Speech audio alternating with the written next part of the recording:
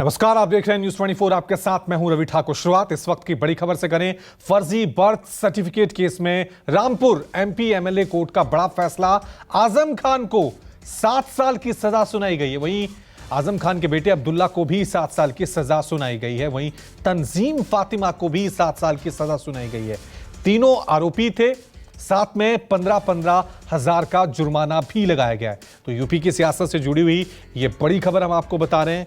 आजम खान और उनके बेटे अब्दुल्ला आजम को यहां पे देखिए 7-7 साल की सजा सुनाई गई है। फर्जी प्रमाण पत्र का यह मामला था। शिकायत की गई थी आजम खान के खिलाफ और 3 आरोपी बनाए गए थे, आजम खान, अब्दुल्ला और साथ में तंजीमा फातिमा। अब तीनों को कोर्ट ने दोषी करार दिया और दोषी करार देने के बाद जो सजा सुनाई गई वो बड़ी चौंकाने वाली है। आजम के बेटे अब्दुल्ला को भी 7 साल की सजा, तंजीम फातिमा को भी 7 साल की सजा। यानी आजम खान की मुश्किलें लगातार अब बढ़ती ही जा रही हैं। इस खबर पर और ज्यादा जानकारी के लिए सीधा रुख करते हैं मेरे सहयोगी अशोक तिवारी का। अशोक, जैसा हम कह रहे थे कि सजा कब सुनाई जाएगी, लेकिन बड़ी सख्त सजा, 7-7 साल की सजा, मुश्किलें और बड़ी आजम खान के परिवार की।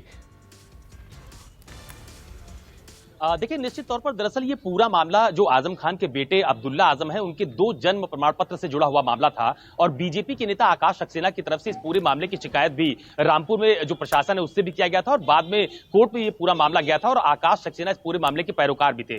तो अब्दुल्ला आजम के ऊपर जो एक गंभीर और बड़ा आरोप आकाश सक्सेना की तरफ से लगाया गया था वो ये कहा गया था कि उन्होंने अपने 2 जन्म प्रमाण पत्र बनवाए। एक तो नगर पालिका रामपुर से जिसमें उनकी जन्मतिथि 1 जनवरी 1993 लिखी हुई है और दूसरा जन्म प्रमाण पत्र उन्होंने लखनऊ के नगर निगम से बनवाया जिसमें उनकी जन्मतिथि 30/9/1990 लिखी हुई है।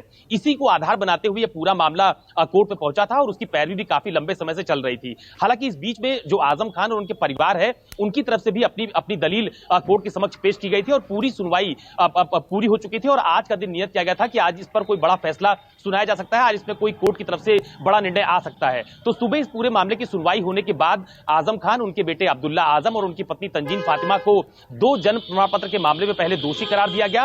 उसके बाद ये कहा गया कि थोड़ी देर बाद कोर्ट की तरफ से फैसला आ सकता है। तो अभी थोड़ी देर पहले रामपुर की कोर्ट की तरफ से फैसला सुनाया गया है जिसमें तीनों लोगों को जो सजा सुनाई गई है वो 7 साल की सजा सुनाई गई है। जो कोर्ट के वकील थे उनकी तरफ से ये कहा गया कि 2 साल से लेकर 7 साल तक की सजा मिनिमम से लेकर मैक्सिमम तक सुनाई गई है और जो जुर्माना है वो 15,000 रुपए तक का तीनों लोगों के ऊपर लगाया गया है। तो ये अपने आप में एक बड़ा निर्णय आप कह सकते हैं कोर्ट की तरफ से आज डिसीजन इस पूरे मामले में लिया गया है। और आपको ध्यान भी होगा कि अब्दुल्ला आजम की विधानसभा की सदस्यता भी इसी 2 जन्म प्रमाण पत्र के मामले में ही रद्द की गई थी जिसकी सुनवाई भी कोर्ट में चल रही थी। उसकी भी पैरोकारी आकाश सक्सेना जो कि बीजेपी के नेता है, बीजेपी से इस वक्त मौजूदा विधायक भी हैं, उनकी तरफ से इस पूरे मामले को लेकर दलीलें दी जा रही थी। तो आज एक बड़ा निर्णय कोर्ट की तरफ से आया है जिसमें तीनों लोगों को 7 साल की सजा भी सुनाई गई है और ये सजा ये अपने आप में बताने के लिए काफी है कि आजम खान और उनके परिवार पर फिलहाल 2 जन्म प्रमाण पत्र के मामले में भी उनकी मुसीबतें फिलहाल आने वाले दिनों में और बढ़ती हुई नजर आ रही है।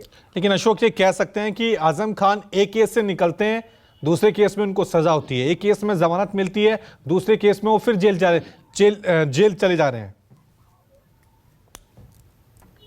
देखिए, निश्चित तौर पर आप देखिए कि बीते कई वर्षों से जितने भी मामले आजम खान के ऊपर दर्ज किए गए, चाहे वो जौहर विश्वविद्यालय से जुड़ा हुआ मामला हो, चाहे वो अब जो आय से अधिक संपत्ति के तमाम सारे मामले हैं जिस पर उनके घर पर रेड भी पड़ी थी, उन तमाम सारे मामलों में जो आप कह सकते हैं कि पैरवी है वो बहुत मजबूती और तेजी के साथ की गई है। यही वजह है कि कोर्ट से लगातार किसी न किसी मामले में उनके खिलाफ कार्रवाई देखने को मिल रही है, कोर्ट की तरफ से कोई ना कोई ऑर्डर देखने को मिल रहा है। तो जब से आप ये कह सकते हैं कि अभी थोड़ी देर पहले जब इस सजा का ऐलान हुआ तो उसके बाद से समाजवादी पार्टी की तरफ से सबसे पहला रिएक्शन आया और ये कहा गया कि जानबूझकर आजम खान के खिलाफ इस तरह की कार्रवाई सरकार में की जा रही है जबकि वो पूरी तरह से किसी मामले में दोषी सिद्ध नहीं पाए जा रहे हैं। ये आरोप समाजवादी पार्टी ने लगाया है बीजेपी की सरकार के ऊपर। लेकिन इतना जरूर है कि 2 जन्म प्रमाण पत्र के मामले में सुनवाई काफी लंबे समय से चल रही थी और इस पूरे मामले की पैरोकारी जो कि मैंने आपको पहले भी बताया कि आकाश सक्सेना जो कि बीजेपी के नेता है, बीजेपी के मौजूदा विधायक हैं, उनकी तरफ से लगातार की जा रही थी और आज कोर्ट ने पहले इस मामले में उनको और उनके परिवार को दोषी करार दिया है और उसके बाद तीनों लोगों को यानी अब्दुल्ला आजम जिनके ऊपर मुख्य आरोप लगाया गया था